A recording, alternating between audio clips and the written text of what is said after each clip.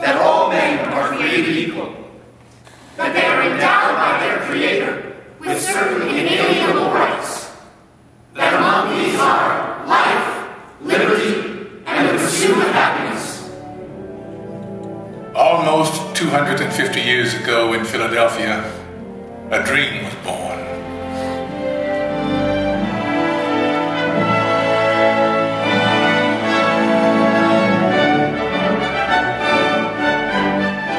In a time of emperors and kings, it was an astounding revolutionary dream that we, the people, should choose our own leaders, that they should be one of us.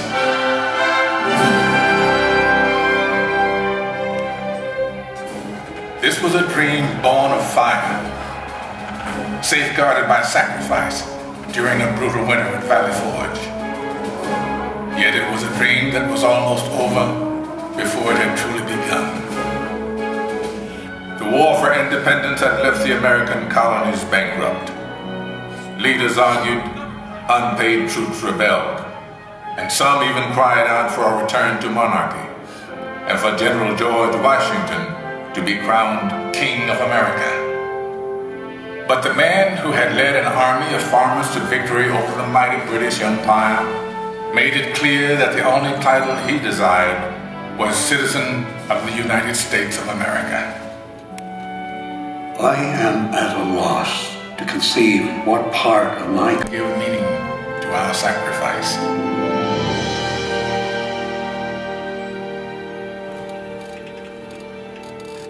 Fourscore and 7 years ago, our fathers brought forth on this continent a new nation, conceived in liberty and dedicated to the proposition that all men are created equal.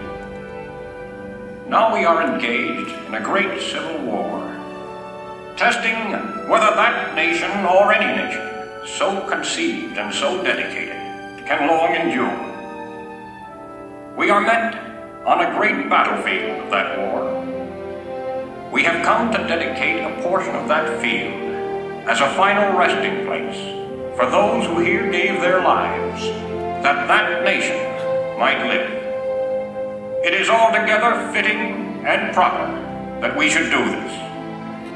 But in a larger sense, we cannot dedicate, we cannot consecrate, we cannot hallow this ground. The brave men, living and dead, who struggled here, have consecrated it far above our poor power to add or detract. The world will little note, nor long remember what we say here, but it can never forget what they did here. It is for us the living, rather, to be dedicated here to the unfinished work which they who fought here have thus far so nobly advanced.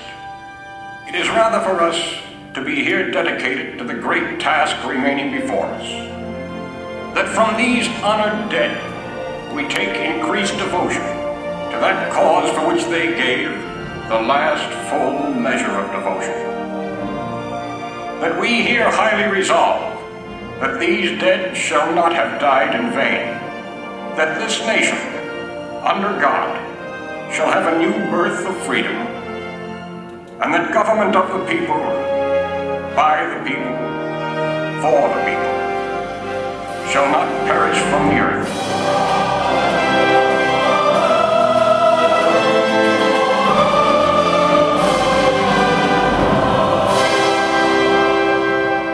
This nation did have a new birth of freedom, and as our frontiers pushed west, we looked for new leaders that embodied our bold and new spirit.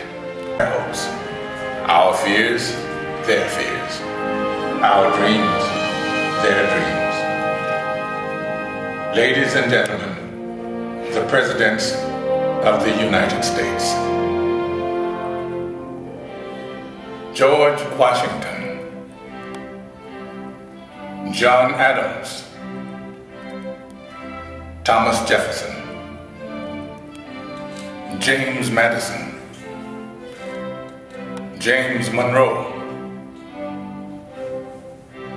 John Quincy Adams, Andrew Jackson,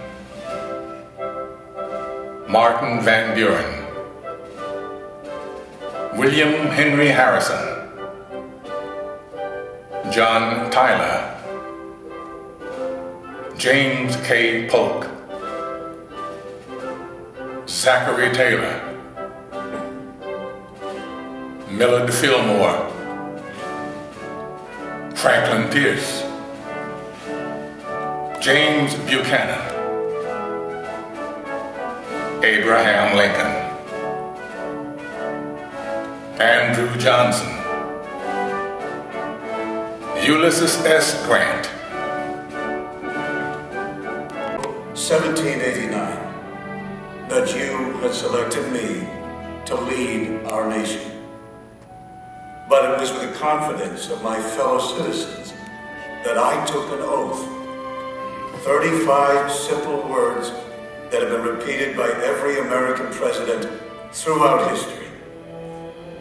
As long as that oath is taken and solemnly fulfilled, the American dream will endure. I, Barack Hussein Obama, do solemnly swear that I will faithfully execute the office of President of the United States and will, to the best of my ability, preserve, protect, and defend the Constitution of the United States, so help me God. Ladies and gentlemen, President Barack Obama. The American dream is as old as our family.